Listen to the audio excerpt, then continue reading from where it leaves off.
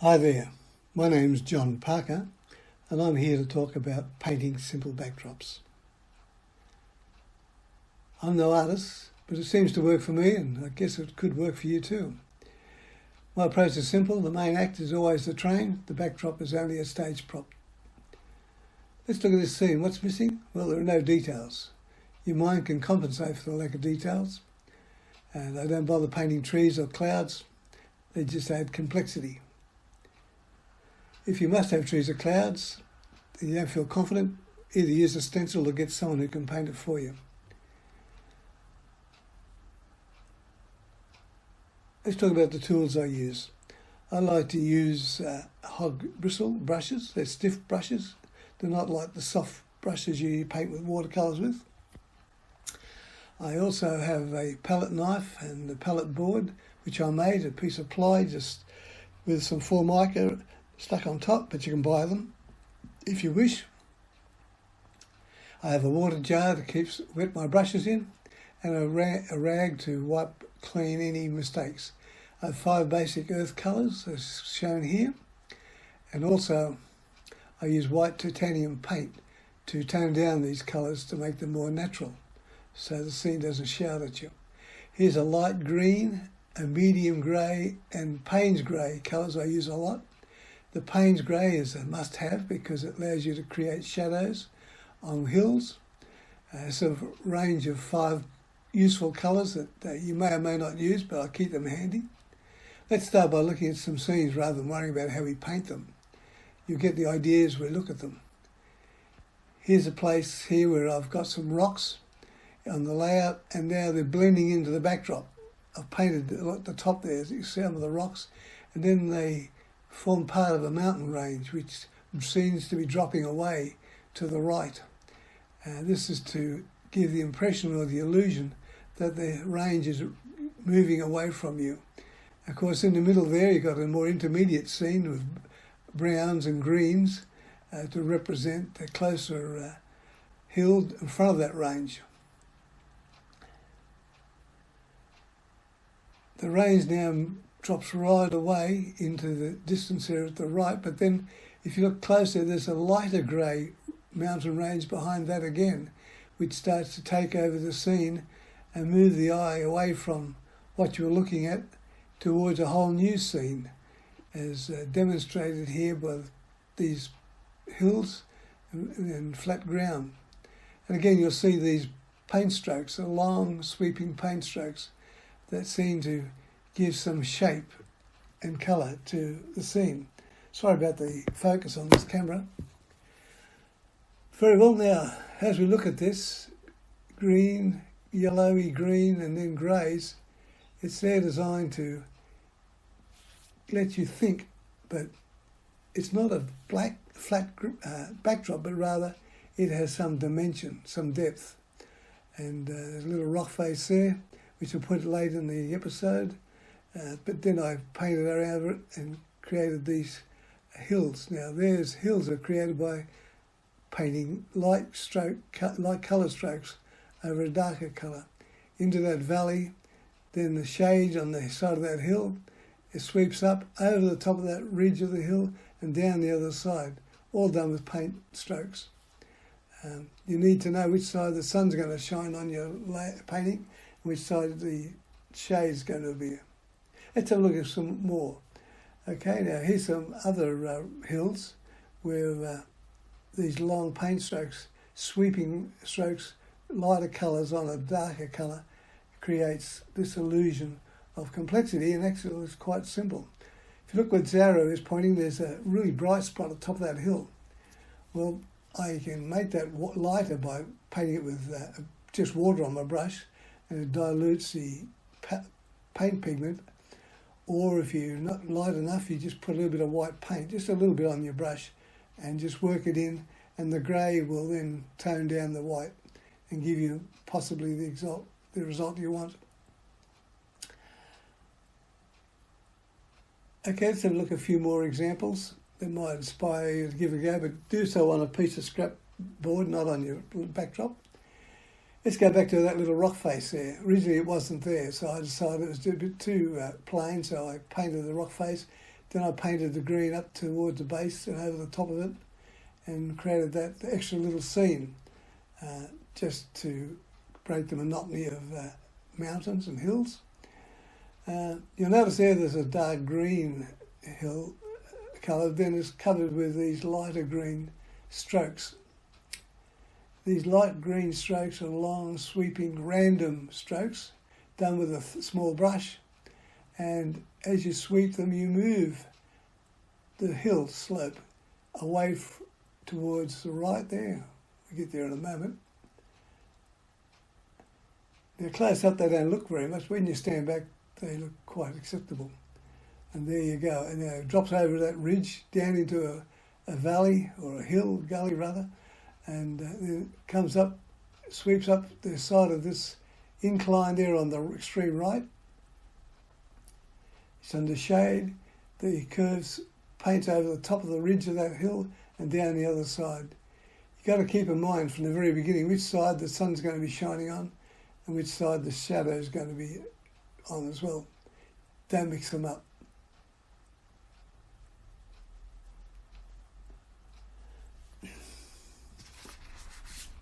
Okay, let's look at this hill. Here's a case where the further away it gets, the lighter the colour and less detail. And there's a little ridge down the middle in front of it, just the other side of the railway line. Let's have a look at that railway line, come up close to it. You may see here that there's, or you may not notice, but there are dark green bushes along the side, which is to hide where the backdrop butts up against the edge of the layout. And then I've painted green blotches behind those bushes, which match it. And as it goes away, they get lighter green. This is to give the impression that these bushes are now heading off into that hill, into that valley rather, and to camouflage the join. Here's a case where I've got those sweeping paint strokes, but now I'm going to introduce on the right 3 ridge lines. And these 3 ridge lines, even though they're on the same piece of board, look like they're different. In the first ridge you see there's a lighter green in the middle ridge, and then that's done with just by using a bit of water on the paint just to thin out the colours. And of course the same technique is used on the back ridge, and of course then they sweep up to this hill here over the top.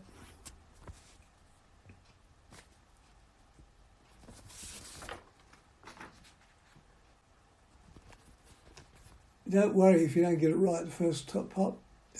I rarely ever get a scene correct first time up. Now when you're painting, a low skyline creates an apparent distance, whereas a high skyline tends to imply that you're reasonably close to it. That's where you notice it here. The high skyline there, and then to the left, that lower skyline dropping off into the distance. There's another issue you've got to consider is what's known as compressed perspective. And when you look down the layout, those hills all of a sudden get shortened. And because they're shortened by optical illusion, they can become unrealistic. That's why I like rolling hills. They're more forgiving in that respect. Okay, you ready to try something a bit more adventurous? Well, once you get this technique under your belt, you can then start painting in some details like I've done here on the top there. Instead of green, I've put grey rock. And then on the right here, I've introduced a cliff face. And you notice that it looks reasonable, but because it's more detailed, it takes more time. And so you're going to have to spend a bit of time just playing with the on the scrap board, getting the illusion right. Once you've done it a few times, then it becomes second nature. Now you notice how this skyline is dropping away in front of the station. It's getting lower and lower and lower. In fact, it just about drops away to the horizon level. However, as we move along to the right now, it starts to climb up again. This is because I've had a quarter in the room, 2 walls, and I need to join them. So I put a tunnel there with a surrounding rock face, and then I brought the backdrop up level with the top of the rock castings, and they go across the corner to disguise it behind the loco shed, and those three skylines then drop behind the buildings, and that's it. So let's get away from the theory and let's look at how we paint these hills.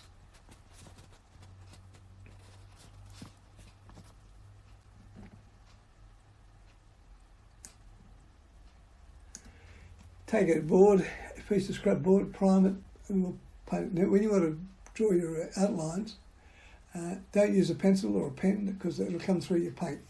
I use some grey acrylic paint, dripped in a little brush, and I just draw the outline there. You'll see it in a moment how I do it. Okay, so that's just done with that. And you can wipe those away if you don't like it. Now you notice here I've got some white titanium paint on my board because I'm always using white titanium paint to mix my colours with. So now how do you get green? Well, you can use a tube of green, but I like to make my own green by recognising the primary colours. The primary colours are, there's yellow and blue. If you learn your primary colours, here's how you make green. So I'm using some yellow oxide here. It's a bit darker than a bright yellow green you see, yellow rather, you see. Put a squirt on there, and then I get some cobalt blue, and I do the same. Just put it right next to that white paint on the palette.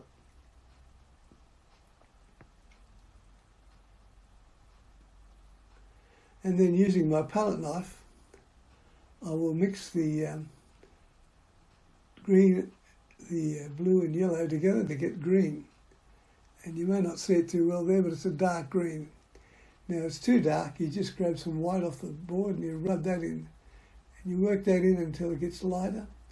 And it's a more natural green, I find. And if it's still too dark, then you get more white. And just keep working it in until you get a colour you like. Now, for argument's sake, I've left it this colour to paint onto the board. It doesn't matter if it's not 100% correct. I'll wet a brush. You need water on your brush so the paint will flow when you put it on the board. I'll take a bit of paint off my palette. Don't waste it. And you'll notice when I paint, I follow the outline that I've created. Long, flowing strokes. Get in the habit of doing that. And those paint strokes will become evident when it dries, and you'll start to see the contours that you've blended into the scene. I'll just paint on a bit while you stand there and watch, and we'll come up with something that just as it dries. Okay, here we go. We've now got this hill, it's not finished, but it's good enough for what we're talking about.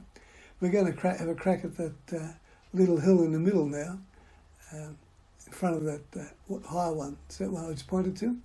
So I want to paint that a lighter green, so I just get a bit white on my brush, because I've still got the green on it. And I just paint that hill.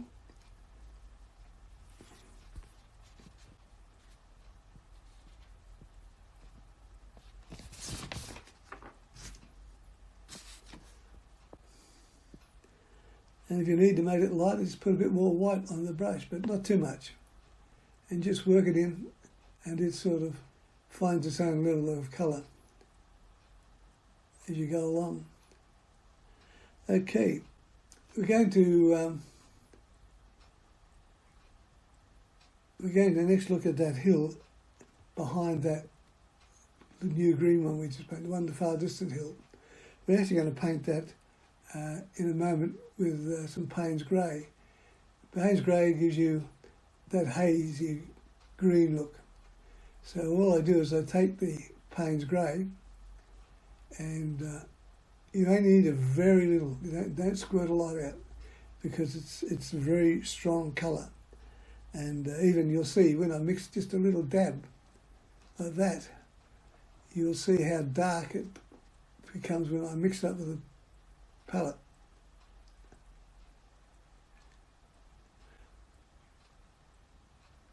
See that? It's dark. So you work, but by working the green into it, you change the colour to a smoky green. If it's still too dark, you then go to the white paint and you work that in, and that will lighten the grey to a lighter grey. Just get the right shade you want, and then once again, get your brush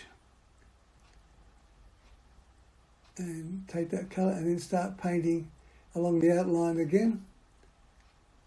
Now, it might look a bit dark there at the first, but don't worry, I wet the brush, that'll compensate for it, and it then weakens the pigment so it becomes a lighter grey, and you paint that, and then you run your brush over the original grey that you just first started with, and then that moderates the effect.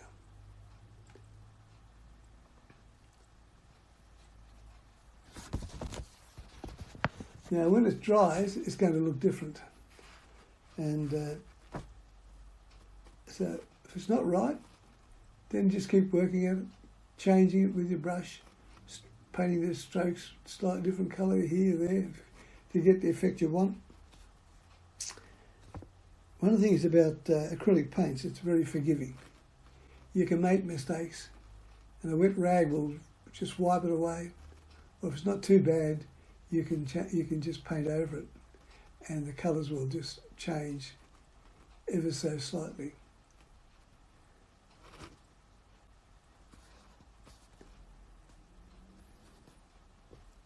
So keep using those long paint strokes. That's the important thing. Don't dab at it. Don't have little spots of paint here, there. That looks unnatural, particularly in the distance. Okay, now, this is going to look different when it dries. You'll see what I mean in a moment.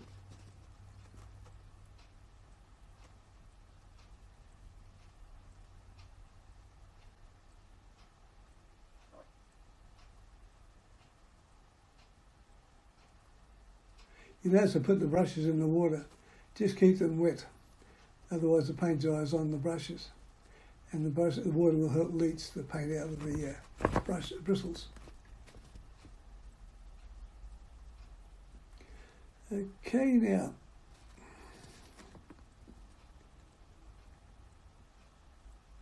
here's the effect.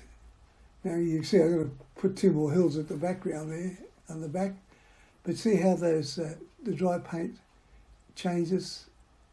You get those brush strokes, the dark greens, the light greens, the brush strokes. Adds complexity, but it's quite simple. Anyway, you may notice I didn't put any blue sky on this bit of board. Well, that can change the effect also. Now I've painted the grey on those hills, and with the Payne's grey and the bit of white, and where my finger is now, you can see where the white paint is highlighting, first of all, the single hill in the foreground, but then it also offsets the mountain range at the back. So you see a clear separation, clear allusion to distance, and of course a slightly darker ridge line against the blue sky would set it off.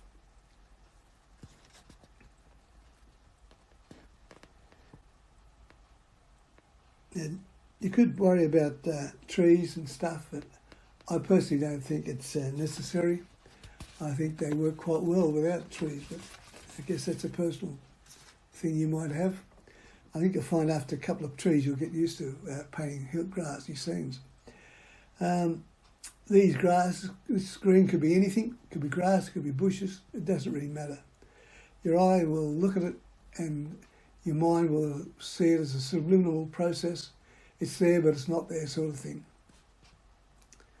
Now, the painting in front of us, even though it lacks blue sky, is reasonable. If you put a blue sky, it'll change it again, and they look quite good. Now, when you're painting, keep it simple. That's the secret. Keep it simple. You start adding detail to it, it's going to slow it down unless you're really good at painting.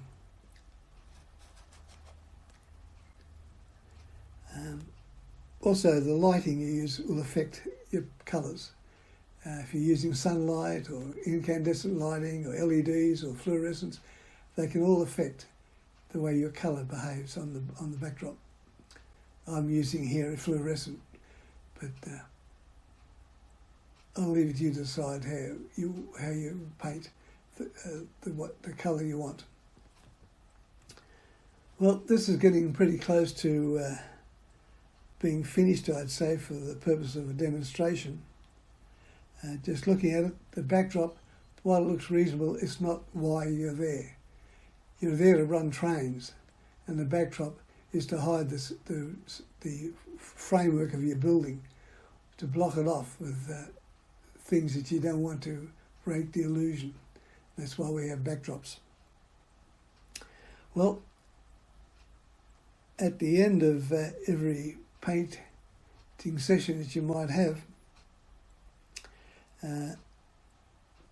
your palette could end up looking like a real mess because it's got all these different colour variations on it and stuff that you've used to get the different shades you want.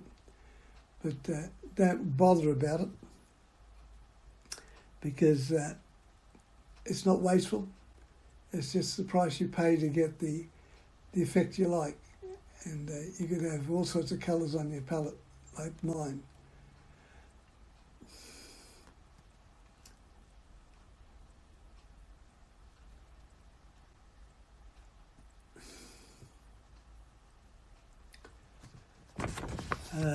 As I guess the concluding comments, don't practice on your backdrop. Leave your backdrop painted blue for the time being. You can certainly paint your skyline in with a grey paint, but practice on some board.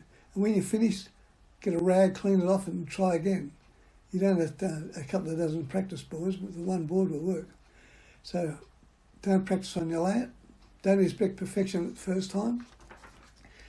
Practice will make you better, but it won't make you perfect.